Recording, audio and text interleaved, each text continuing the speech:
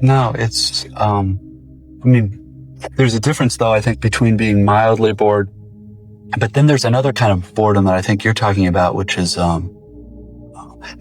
reading requires sitting alone by yourself in a quiet room. And I have friends, intelligent friends, who don't like to read because it's not just bored.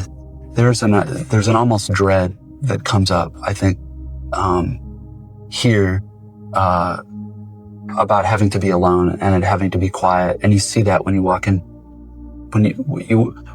into most public spaces in America, it isn't quiet anymore. They pipe music through.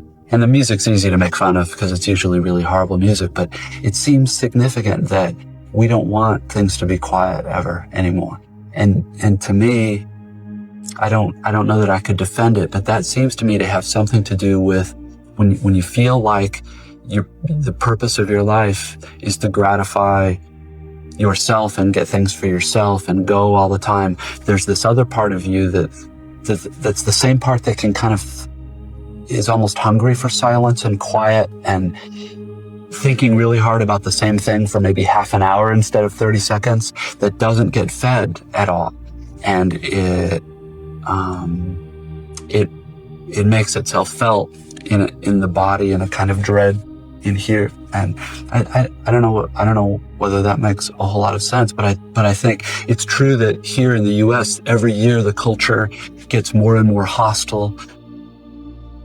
And I don't mean hostile like angry, it becomes more and more difficult to ask people to read or to look at a piece of art for an hour, or to listen to a piece of music that's complicated and that takes work to understand, because, well, there are a lot of reasons, but particularly now in computer and internet culture, everything is so fast.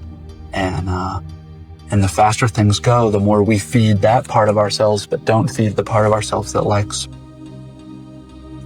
quiet, that can live in quiet, that can live without any kind of stimulation. I don't know.